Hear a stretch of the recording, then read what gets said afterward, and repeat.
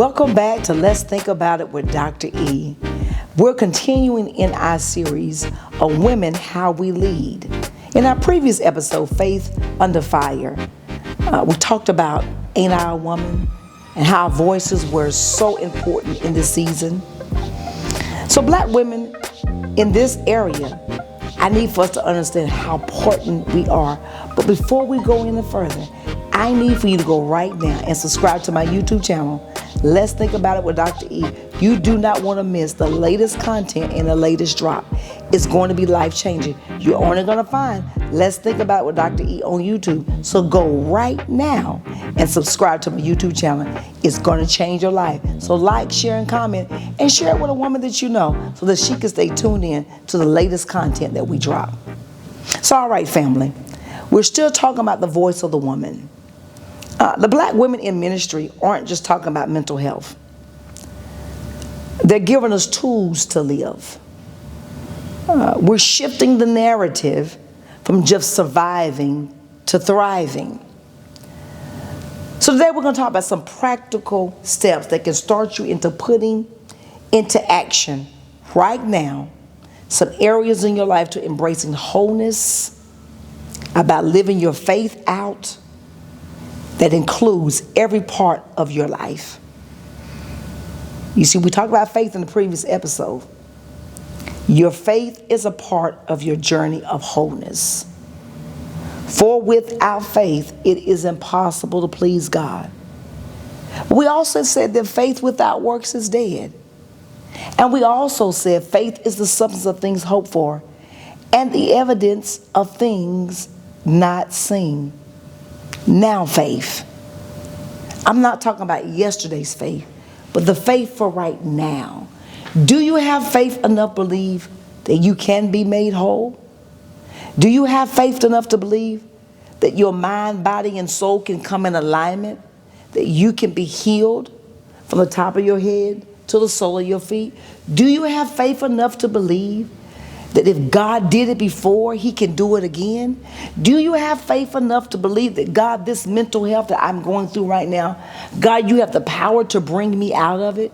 You see, we have faith for everything else, but sometimes we don't have faith to heal our own minds. We all at some point in our life have went through a period of depression, sadness, grief, loss, anxiety, disappointment, rejection, disapproval, you name it. We all have at one point in our life went through it. You're not going to find one woman that says she hasn't. If she tells you she has, she's in denial. That's another one. Add that to the list. We all at some point have went through something.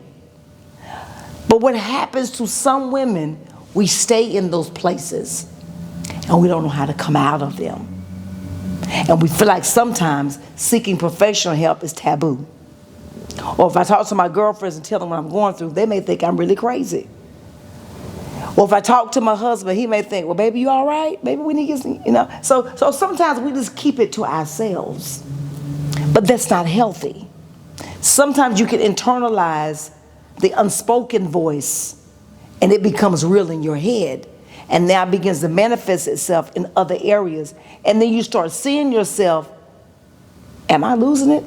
Am I seeing things? Am I hearing voices?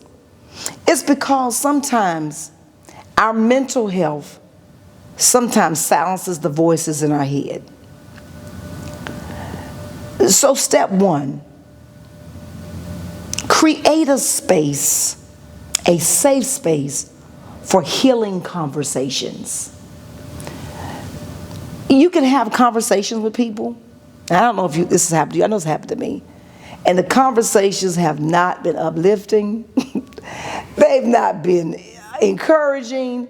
They have just been conversations. And you're in your head, you're telling yourself, I'll be glad when this conversation is over. I know none of you never done that. I know I have. In my mind, I'm hearing wah, wah, wah, wah. Like, when is this conversation going to end? Like, they're not talking about anything. And I don't really want to hear this today because I'm going through my own struggle. Have you been there?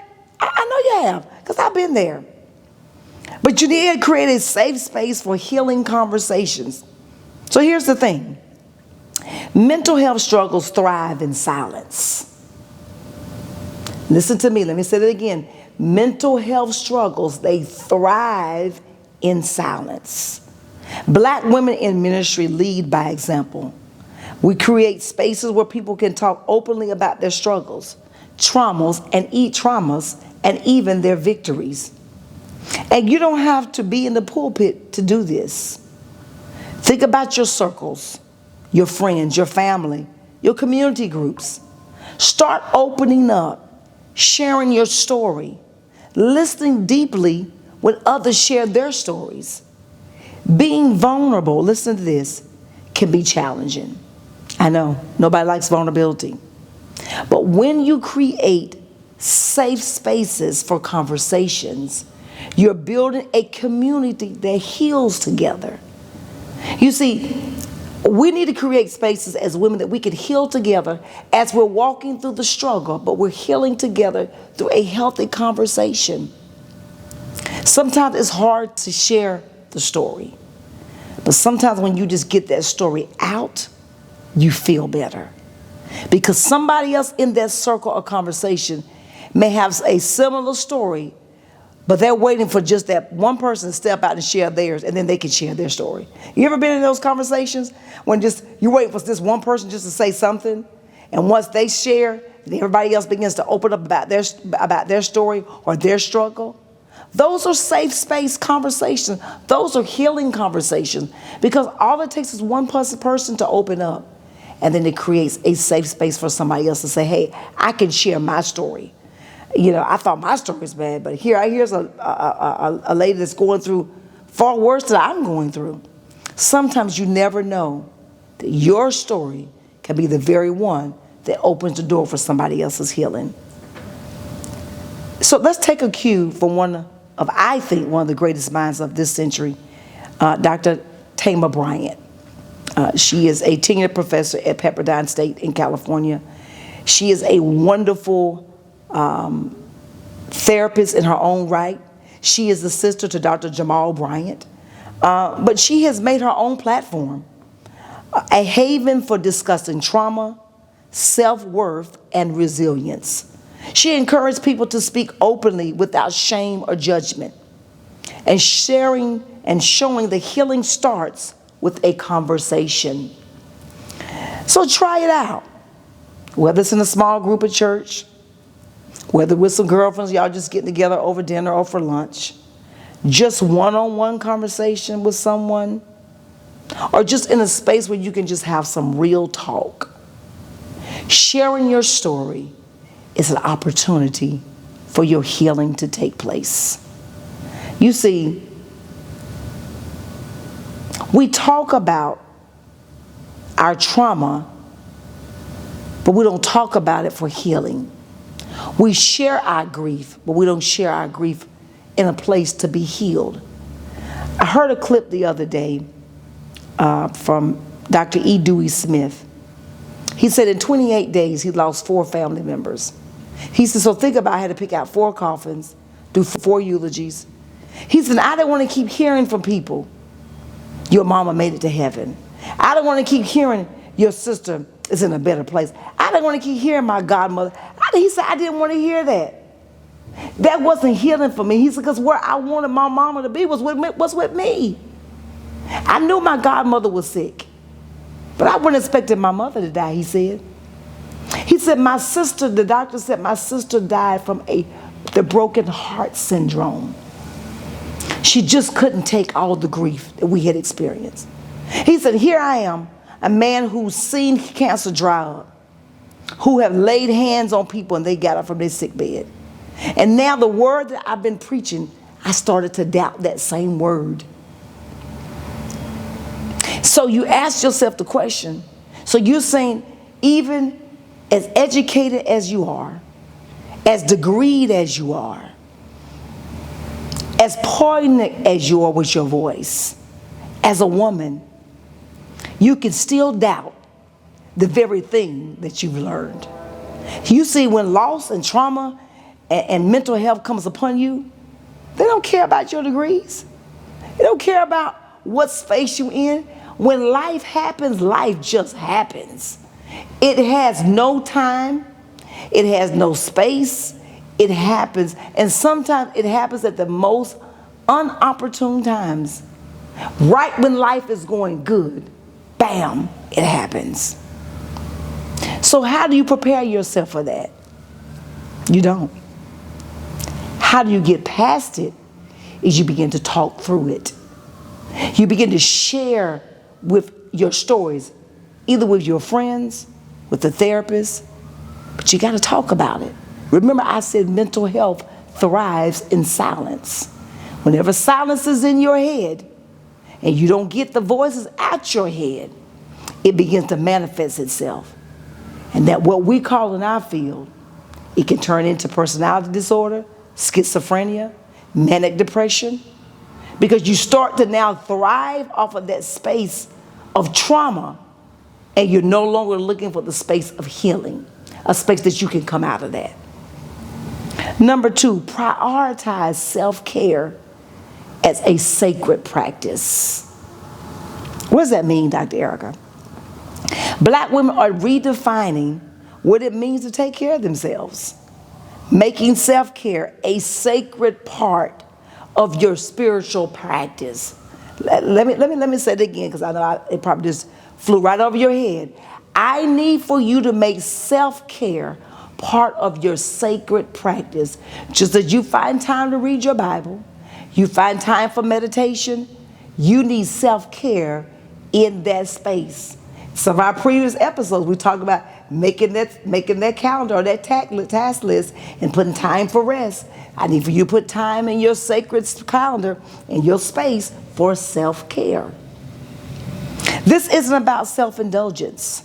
It's about renewal of the mind, renewing of the heart, renewing of the space. And sometimes creating that sacred space means recreating the space that you're in.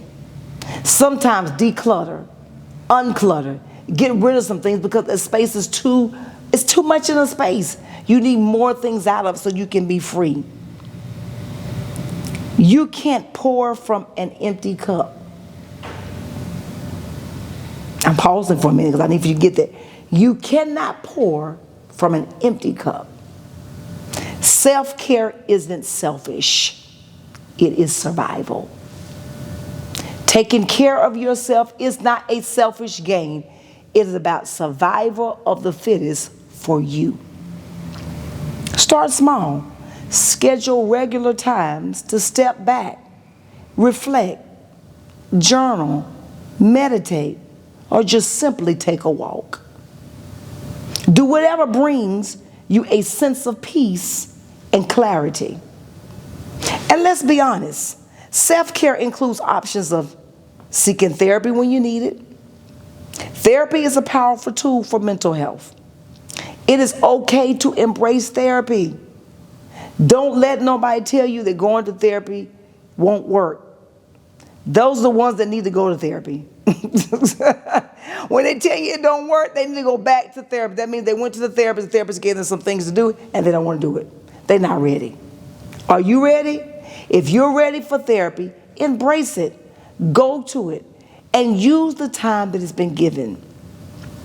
Leaders like Dr. Tamar Bryant show us that faith and therapy go hand in hand. They're not competing paths, but they're complementary, bringing you closer to wholeness. Step 3, integrate faith and mental health practices. This final step is finding ways to weave into your faith, into your mental health journey. Black women are innovating, we're creative, but we got to create spaces for mental health ministries in our support groups, in our wellness spaces. And there has to be a place where prayer and therapy coexist. You can pray through it, and therapy can help you practice through it. Let me say it again. You can pray through it, and therapy helps you practice through it. Therapy is not taboo. Understand that whenever you are in a place that you feel like everything is closing in, seek help. Don't wait till the walls have closed completely in, and then somebody else has to help you seek help. Seek help when you feel a little on the edge. You feel like something's just off. Something just, I can't find myself. I've been trying to find my foot in my space for a couple of months now. Maybe you just need somebody to help you process through life. Just life. Just process through just life. You don't need to wait for permission to do this. Start small. Even if something as simple as practicing breathing through your praying. Praying and breathing. Breathing and praying. Which connects your body to grounding your faith. Leaders like Dr. Jackie Lewis are already doing the work. They're creating spaces to incorporate prayer, meditation, even movement in parts of worship. If you can't join, start a circle where faith and mental health come together in practical ways, and it gives life. Gives life where you feel like your voice and even your breath sometimes is being smothered. This new kind of ministry understands that you don't need to choose between your faith and mental wellness. Choose a space where you understand that you matter. Choose a space where you can be yourself. Choose a space where other people are not dictating for you when you need time off. Don't get in a space where other people have to speak for your voice. Your voice matters in your space. Let me say it again. Your voice matters in your space. So there is a time when you need to have your own space. 3 divisive steps toward a wholeness in ministry, led by a fearless black woman revolutionizing faith and mental health. It's time to leave behind the silence, embrace the self-care, and practice spiritual wellness. Let our faith work for you. Let your faith walk out for you, and let your faith lead you. I hope today's episode inspires you and it helps you get prepared to take your faith and your mental health to a whole nother level. Embrace it. Because I tell you, you need to know that your voice matters, but don't allow your silence to silence your voice in your head. Speak out loud and let your voice be heard, because mental health is not something to play around with. It's a place and time where you create a space that you have an outlet to speak, even when sometimes your silence is there. If this has spoke to you, share it with a friend. Subscribe and join us next time, because we're getting started in this space that your faith and your mental health and your voice matters. Until next time, stay bold, keep moving, and let your faith work for you. Let's think about it with Dr. E.